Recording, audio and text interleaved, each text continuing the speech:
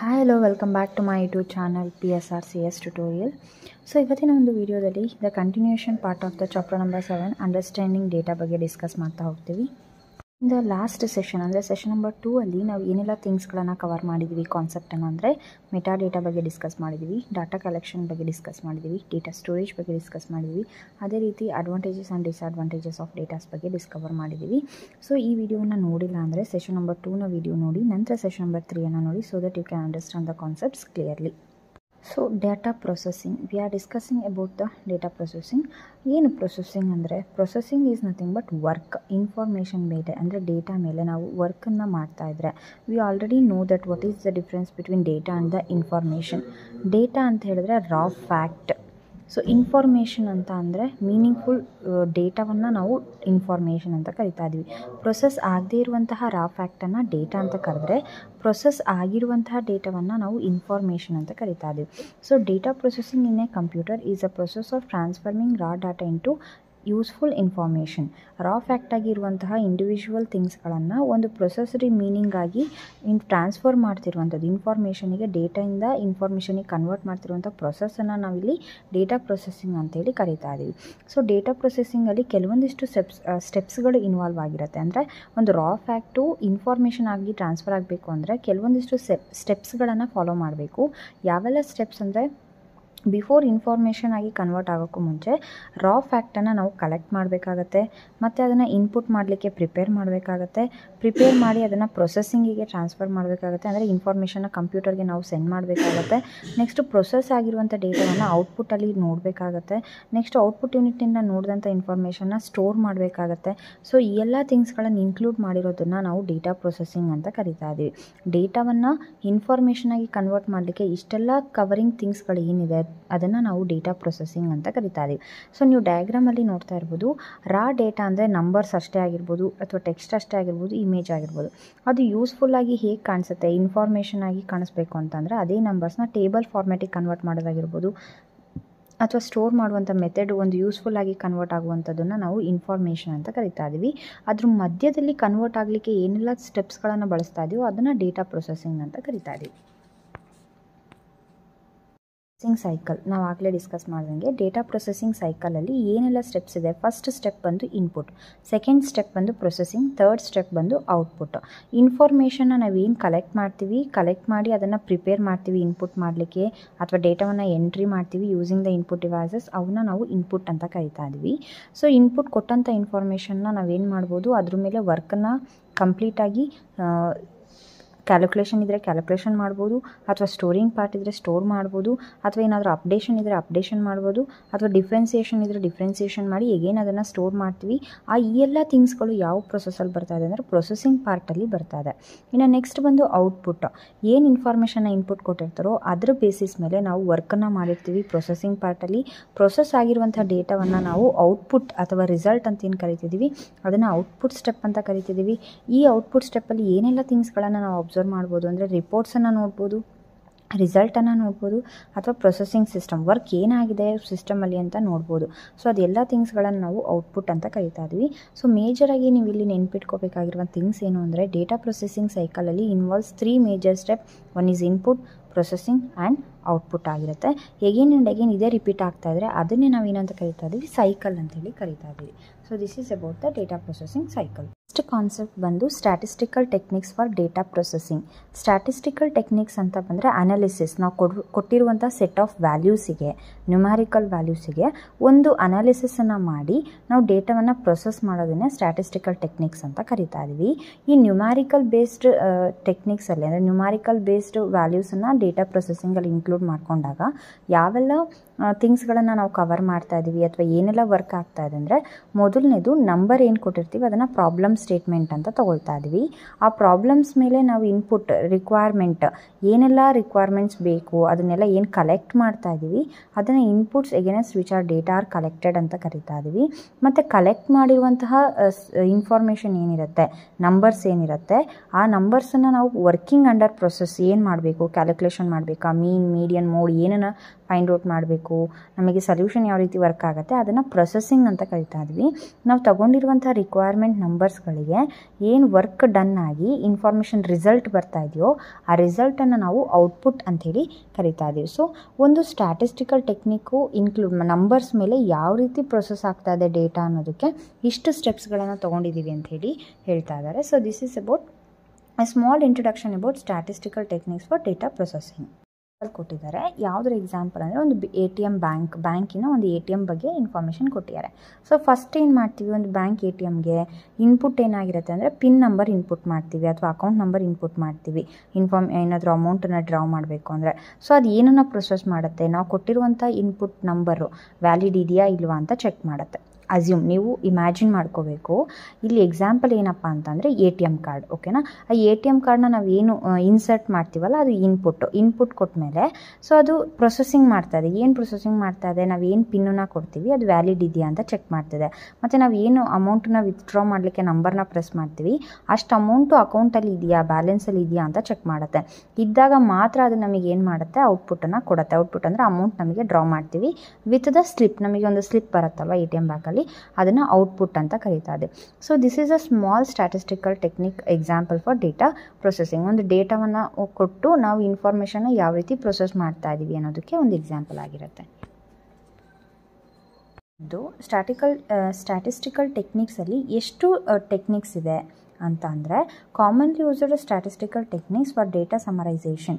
ಡೇಟಾವನ್ನು ಸಮರೈಸ್ ಮಾಡಲಿಕ್ಕೆ ಅಥವಾ ಅನಲೈಸ್ ಮಾಡಲಿಕ್ಕೆ ಮೇಜರಾಗಿ ನಾವು 2 ಟೆಕ್ನಿಕನ್ನು ಬಳಸ್ತಾ ಇದ್ದೀವಿ. ಒಂದು ಬಂದು ಮೆಷರ್ ಆಫ್ ಸೆಂಟ್ರಲ್ ಟೆಂಡೆನ್ಸಿ ಅಂತೇಳಿ, ಸೆಕೆಂಡ್ ಒಂದು ಬಂದು ಮೆಷರ್ ಆಫ್ ವೇರಿಯಬಿಲಿಟಿ ಅಂಥೇಳಿ. ಇದನ್ನ ನೀವು ನೋಡೋದಾದರೆ ಮೆಷರ್ ಆಫ್ ಸೆಂಟ್ರಲ್ ಟೆಂಡೆನ್ಸಿ. ಈ measure of central tendency is a single value that gives us some idea about the data. Measure of central tendency ಅನ್ನೋದು ಒಂದು ಸಿಂಗಲ್ ವ್ಯಾಲ್ಯೂ ಆಗಿರುತ್ತೆ. ಅದು ನಾವು ಕೊಟ್ಟಿರುವಂಥ ಸೆಟ್ ಆಫ್ ಡೇಟಾಗೆ ಒಂದು ಐಡಿಯಾವನ್ನು ಪ್ರೊವೈಡ್ ಮಾಡುತ್ತೆ. ಅದನ್ನು ನಾವು ಮೆಷರ್ ಆಫ್ ಸೆಂಟ್ರಲ್ ಟೆಂಡೆನ್ಸಿ ಅಂತ ಹೇಳಿ ಕರಿತಾ ಇದ್ದೀವಿ. ಈ ಮೆಷರ್ ಆಫ್ ಸೆಂಟ್ರಲ್ ಟೆಂಡೆನ್ಸಿಯಲ್ಲಿ ಎಗೈನ್ ನಾವು 3 kinds ಆಫ್ ಮೆಷರ್ಸನ್ನು ನೋಡ್ತಾ ಇದ್ದೀವಿ ಅಥವಾ ಕ್ಯಾಲ್ಕುಲೇಷನ್ಸನ್ನು ನಾವು ಮಾಡ್ಬೋದು ಅಂತ ಹೇಳೋದಾದರೆ, ಮೊದಲನೇದು ಬಂದು ಮೀನ್, ಮೀಡಿಯನ್ ಮತ್ತು ಮೋಡ್.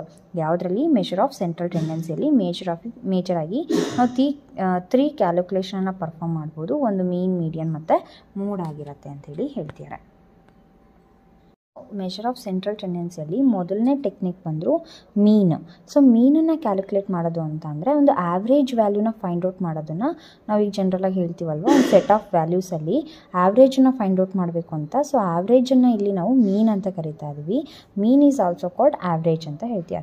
ಒಂದು set of values 5 set of values ಕೊಟ್ಟಿದ್ದಾರೆ ಅಂತ ಅಸ್ಯೂಮ್ ಮಾಡ್ಕೊಳ್ಳೋಣ. ಆ 5 ಸೆಟ್ ಆಫ್ ವ್ಯಾಲ್ಯೂಸಲ್ಲಿ ಆವ್ರೇಜ್ ವ್ಯಾಲ್ಯೂ ಏನು ಅಂತ ಫೈಂಡ್ ಔಟ್ ಮಾಡಬೇಕು ಅಂದರೆ ಆ 5 ವ್ಯಾಲ್ಯೂನ ಏನು ಮಾಡ್ತೀವಿ, ಆ್ಯಡ್ ಮಾಡಿ ಡಿವೈಡೆಡ್ ಬೈ 5 ಮಾಡ್ತೀವಿ. 5 ಎಲಿಮೆಂಟ್ಸ್ ಇದ್ದರೆ 5 ಮಾಡ್ತೀವಿ, 6 ಇದ್ದರೆ 6 ಮಾಡ್ತೀವಿ. ಸೊ ಆ ರೀತಿ ಒಂದು ಆವ್ರೇಜ್ ವ್ಯಾಲ್ಯೂನ ಫೈಂಡ್ ಔಟ್ ಮಾಡ್ತಿರೋ ಒಂದು ಟೆಕ್ನಿಕ್ ಯಾವುದಾಗಿರುತ್ತೆ, ಮೀನ್ ಆಗಿರುತ್ತೆ. ಮೀನನ್ನು ನೋಡೋದಾದರೆ, assume that height of students in a class are as follows. ಇಲ್ಲಿ ಸೆಟ್ ಆಫ್ ಸ್ಟೂಡೆಂಟ್ಸ್ ಹೈಟನ್ನು ಕೊಟ್ಟಿದ್ದಾರೆ. 90, 102, 110, 115, 85, 90, 100, 110, 110 ಅಂತೇಳಿ. ಸೊ ವ್ಯಾಲ್ಯೂಸ್ ಕೂಡ ರಿಪೀಟ್ ಆಗಿದೆ. ಒಂದೇ ಥರ ಸ್ಟೂಡೆಂಟಿನ ಹೈಟ್ ಸೇಮ್ ಇರ್ಬೋದು. ಸೊ ಅದೇ ಥರ ಸೆಟ್ ಆಫ್ ವ್ಯಾಲ್ಯೂಸ್ ಕೊಟ್ಟಿದ್ದಾರೆ. ಇಲ್ಲಿ 9 ವ್ಯಾಲ್ಯೂಸ್ ಇದೆ. ಟೋಟಲಾಗಿ ಕೌಂಟ್ ಮಾಡಿದ್ರೆ ನೀವು 9 ವ್ಯಾಲ್ಯೂಸ್ ಇದೆ. ಅದರದ್ದು ಆ್ಯಾವ್ರೇಜನ್ನು ಫೈಂಡ್ ಔಟ್ ಮಾಡಬೇಕು ಅಂದರೆ ಫಸ್ಟ್ ಏನು ಮಾಡ್ತಾ ಇದ್ದೀವಿ, ಎಲ್ಲ ವ್ಯಾಲ್ಯೂಸನ್ನು ಆ್ಯಡ್ ಮಾಡಿ ಡಿವೈಡೆಡ್ ಬೈ 9 ಮಾಡಿದ್ರೆ ನಮಗೇನು ಸಿಗ್ತಾ ಇದೆ, ಆವ್ರೇಜ್ ವ್ಯಾಲ್ಯೂ ಸಿಗ್ತಿದೆ. ಅದನ್ನೇ ನಾವು ಇಲ್ಲಿ ಏನಂತ ಕರಿತಾ ಇದ್ದೀವಿ, ಮೀನ್ ಅಂತೇಳಿ ಕರಿತಾ ಇದ್ದೀವಿ. ಕಾನ್ಸೆಪ್ಟ್ ಬಂದು ಮೀಡಿಯನ್ ಅಂತೇಳಿ. ಈಗ ಆಲ್ರೆಡಿ ನಾವು ಮೀನ್ ಬಗ್ಗೆ ಡಿಸ್ಕಸ್ ಮಾಡಿದ್ವಿ ಅಲ್ವಾ. ಸೊ ನೆಕ್ಸ್ಟ್ ಒಂದು ಬಂದು ಮೀಡಿಯನ್ ಅಂತ. ಮೀಡಿಯನ್ ಕೂಡ ಸಿಂಗಲ್ ವ್ಯಾಲ್ಯೂ ಅಥವಾ ಸಿಂಗಲ್ ವೇರಿಯಬಲ್ಗೆ ಅಟ್ ಎ ಟೈಮ್ ವರ್ಕ್ ಆಗುವಂಥದ್ದನ್ನು ನಾವು ಮೀಡಿಯನ್ ಅಂತ ಕರಿತಾ ಇದ್ವಿ. When all the values are stored in ascending or descending order. ಒಂದು ಸೆಟ್ ಆಫ್ ಫಾರ್ಮ್ಯಾಟನ್ನು ಫಾಲೋ ಮಾಡ್ತಾ ಇದ್ರೆ ನಾವು ಕೊಟ್ಟಿರುವಂತಹ ಸೆಟ್ ಆಫ್ ವ್ಯಾಲ್ಯೂಸ್, ಒಂದು 5 ವ್ಯಾಲ್ಯೂಸ್ ಕೊಟ್ಟಿದ್ದೀವಿ, 10 ವ್ಯಾಲ್ಯೂಸ್ ಕೊಟ್ಟಿದ್ದೀವಿ ಅಂದರೆ ಅದು ಅಸೆಂಡಿಂಗ್ ಆರ್ಡರ್ಲಾದರೂ ಇರ್ಬೋದು ಅಥವಾ ಡಿಸೆಂಡಿಂಗ್ ಆರ್ಡರ್ ಇರ್ಬೋದು. ಅದರದ್ದು ಮಿಡಲ್ ವ್ಯಾಲ್ಯೂನ ನಾವೇನಂತ ಕರಿತಾ ಇದೀವಿ, ಮೀಡಿಯನ್ ಅಂತ ಕರಿತಾ ಇದೀವಿ. If the list has a even number of values then the median is average of 2 middle values. ಈಗ ಫಾರ್ ಎಕ್ಸಾಂಪಲ್ ಏನಾಗುತ್ತೆ ಅಂದರೆ 5 ವ್ಯಾಲ್ಯೂ ಕೊಟ್ಟಿದ್ದೀವಿ ಅಂತಂದರೆ 3ನೇ ವ್ಯಾಲ್ಯೂ ಏನಾಗುತ್ತೆ, ನಾವು ಮೀಡಿಯನ್ ಅಂತ ಕನ್ಸಿಡರ್ ಮಾಡ್ತೀವಿ. ಸೊ ಆಡ್ ವ್ಯಾಲ್ಯೂಸ್ ಕೊಟ್ಟಾಗ ನಮಗೆ ಈಸಿಯಾಗಿ ಮೀಡಿಯನ್ ಸಿಕ್ಬಿಡತ್ತೆ. ಅದೇ ಈವನ್ ನಂಬರ್ ಕೊಟ್ಟಾಗ ಏನು ಮಾಡ್ತೀವಿ ಅಂದರೆ ಮಧ್ಯದ 2 ನಂಬರನ್ನು ಆ್ಯಡ್ ಮಾಡಿ ಡಿವೈಡೆಡ್ ಬೈ 2 ಮಾಡಿದಾಗ ನಮಗೇನು ಸಿಗುತ್ತೆ, ಮೀಡಿಯನ್ ಸಿಗುತ್ತೆ ಅಂಥೇಳಿ ಹೇಳ್ತಾರೆ. ಸೊ ಮೀಡಿಯನ್ ಅಂತ ಅಂದ್ರೆ ಏನು, we are finding the middle value of the given set of values. ಅದನ್ನು ನಾವು ಮೀಡಿಯನ್ ಅಂತ ಕರಿತಾ ಇದ್ದೀವಿ. ಬಂದು ಮೀಡಿಯನ್ಗೆ ನೀವು ಎಕ್ಸಾಂಪಲ್ ನೋಡೋದಾದರೆ ನೋಡಿ, ಇಲ್ಲಿ ಎಕ್ಸಾಂಪಲ್ 1ನಲ್ಲಿ 93, 98, 108, 112, 114, 116 ಎಷ್ಟಿದೆ ನಂಬರ್ ಆಫ್ ವ್ಯಾಲ್ಯೂಸ್ ಅಂದರೆ 6 ಇದೆ. ಸೊ 6 ಇದ್ದಾಗ ಏನು ಮಾಡ್ತೀವಿ, ಮಧ್ಯದ ಎರಡು ವ್ಯಾಲ್ಯೂ ಅಂದರೆ 108 ಪ್ಲಸ್ 112 ಡಿವೈಡೆಡ್ ಬೈ 2 ಮಾಡಿದ್ರೆ ನಮಗೆ ಏನು ವ್ಯಾಲ್ಯೂ ಸಿಗುತ್ತಲ್ವ ಅದನ್ನು ನಾವೇನಂತ ಕನ್ಸಿಡರ್ ಮಾಡ್ತಾ ಇದ್ದೀವಿ, ಮೀಡಿಯನ್ ಅಂತ ಕನ್ಸಿಡರ್ ಮಾಡ್ತಾ ಇದ್ದೀವಿ. ನೆಕ್ಸ್ಟ್ ಆ್ಯಾವ್ರೇಜ್, ಇನ್ನೊಂದು ಎಕ್ಸಾಂಪಲ್ 2 ಕೊಟ್ಟಿದ್ದಾರೆ. ಬಟ್ ಎಕ್ಸಾಂಪಲ್ 2ಅಲ್ಲಿ ನೋಡಿ, ನಮಗೆ ಸೆಟ್ ಆಫ್ 9 ವ್ಯಾಲ್ಯೂಸ್ ಇದೆ. 9 ವ್ಯಾಲ್ಯೂಸಲ್ಲಿ ಮಧ್ಯದ ವ್ಯಾಲ್ಯೂನ ಏನಂತ ಕರಿತಾ ಇದ್ದೀವಿ, 102 ಅಂತೇಳಿ ಕರಿತಾ ಇದ್ದೀವಿ. ಸೊ ಈ ರೀತಿ ಮಿಡಲ್ ವ್ಯಾಲ್ಯೂನ ಫೈಂಡ್ ಔಟ್ ಮಾಡ್ತಿರೋದನ್ನು ಮೀಡಿಯನ್ ಅಂತ ಕರಿತಾ ಇದ್ದೀವಿ. ಟೆಕ್ನಿಕ್ ಬಂದು ಮೋಡ್ ಅಂತೇಳಿ. ಸೊ ಮೋಡ್ ಅಂತ ಅಂದರೆ we are finding the frequency of the given element. ಒಂದು ಸೆಟ್ ಆಫ್ ವ್ಯಾಲ್ಯೂಸನ್ನು ಕೊಟ್ಟಿರ್ತೀವಿ, ಆ ಸೆಟ್ ಆಫ್ ವ್ಯಾಲ್ಯೂಸಲ್ಲಿ ಯಾವ ಎಲಿಮೆಂಟನ್ನು ಫ್ರೀಕ್ವೆನ್ಸಿಯನ್ನು ಫೈಂಡ್ ಔಟ್ ಮಾಡ್ತಾ ಇದ್ದೀವೋ ಆ ಎಲಿಮೆಂಟು ಎಷ್ಟು ಸತಿ ರಿಪೀಟ್ ಆಗಿದೆ, ಅಥವಾ ಕೊಟ್ಟಿರುವಂಥ ಸೆಟ್ ಆಫ್ ವ್ಯಾಲ್ಯೂಸಲ್ಲಿ ಒಂದು ಎಲಿಮೆಂಟು ಪದೇ ಪದೇ ರಿಪೀಟ್ ಆಗಿದೆ ಅಂತಂದರೆ ಯಾವ ಎಲಿಮೆಂಟ್ ಸುಮಾರು ಸತಿ ರಿಪೀಟ್ ಆಗಿದೆಯೋ ಅದನ್ನು ಹೈಯೆಸ್ಟ್ ಫ್ರೀಕ್ವೆನ್ಸಿ ಅಂತ ಕನ್ಸಿಡರ್ ಮಾಡ್ತೀವಿ. ಅದನ್ನು ನಾವಿಲ್ಲಿ ಮೋಡ್ ಅಂತ ಕರಿತಾ ಇದ್ದೀವಿ. Value that appears most number of times. ಒಂದು ಸೆಟ್ ಆಫ್ ವ್ಯಾಲ್ಯೂಸಲ್ಲಿ ಸುಮಾರಷ್ಟು ಸರಿ ಒಂದು ನಂಬರ್ ರಿಪೀಟ್ ಆಗಿದೆ ಅಂದರೆ ಆ ನಂಬರ್ನ ನಾವೇನಂತ ಕರಿತಾ ಇದ್ದೀವಿ, ಮೋಡ್ ಅಂತ ಕರಿತಾ ಇದ್ದೀವಿ. ಸೊ ಇಲ್ಲಿ ಎಕ್ಸಾಂಪಲ್ 85, 90, 90, 100, 102, 110, 110, 110, 115. ಸೊ ಪ್ರತಿಯೊಂದು ವ್ಯಾಲ್ಯೂದ ಫ್ರೀಕ್ವೆನ್ಸಿಯನ್ನು ನೋಡೋದಾದರೆ, ಫ್ರೀಕ್ವೆನ್ಸಿ ಅಂದರೆ ಈಗ 85 ಅನ್ನೋದು ಎಷ್ಟು ಸತಿ ರಿಪೀಟ್ ಆಗಿದೆ, 90 ಅನ್ನೋದು ಎಷ್ಟು ಸತಿ ರಿಪೀಟ್ ಆಗಿದೆ. ಸೊ ಅದೇ ಥರ ಎಲ್ಲ ನಂಬರಿಂದು ರಿಪಿಟೇಷನ್ ವ್ಯಾಲ್ಯೂನ ನೀವು ತೊಗೊಳೋದಾದರೆ ಯಾವ ವ್ಯಾಲ್ಯೂನ ರಿಪಿಟೇಷನ್ ಜಾಸ್ತಿ ಇರುತ್ತೋ ಅದನ್ನು ನಾವೇನಂತ ಕರಿತಾ ಇದ್ದೀವಿ, ಮೋಡ್ ಅಂತ ಕರಿತಾ ಇದ್ದೀವಿ. ಸೊ ಇಲ್ಲಿ 110 ಹೈಯೆಸ್ಟ್ ಫ್ರೀಕ್ವೆನ್ಸಿ ಇದೆ, that is called 3. So that will be consider as mode ಅಂತ ಹೇಳಿ. So this is the concept of mode ಆಗಿರುತ್ತೆ. ಮೆಷರ್ ಆಫ್ ವೇರಿಯಬಿಲಿಟಿ ಅಂತೇಳಿ. Measure of variability is a second technique of statistical technique ಆಗಿರುತ್ತೆ. Measure of central ಟೆಂಡೆನ್ಸಿಯಲ್ಲಿ 3 ಮೆಥಡನ್ನು ನೋಡಿದ್ವಿ, ಒಂದು ಮೀನ್, median ಮತ್ತು mode ಅಂತೇಳಿ. ಅದೇ ರೀತಿ ಇಲ್ಲಿ ಮೆಷರ್ ಆಫ್ ವೇರಿಯಬಿಲಿಟಿಯಲ್ಲಿ ನಾವು 2 ಮೆಥಡ್ಸನ್ನು ನೋಡ್ತೀವಿ, ಒಂದು ರೇಂಜ್ ಮತ್ತು ಸ್ಟ್ಯಾಂಡರ್ಡ್ ಡಿವಿಯೇಷನ್ ಅಂತೇಳಿ.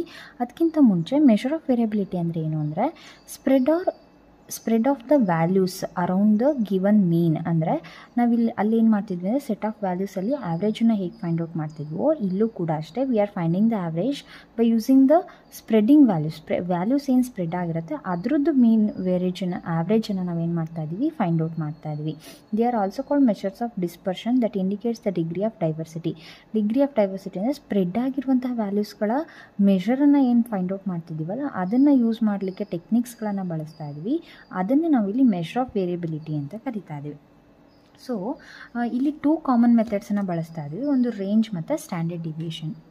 ಅದನ್ನೇ ಇಲ್ಲಿ ಮೆಷರ್ ಆಫ್ ವೇರಿಯಬಿಲಿಟಿ ಟೆಕ್ನಿಕ್ಸ್ ಅಥವಾ statistical techniques under measure of variability ಅಂತೇಳಿ ಕರಿತಾರೆ.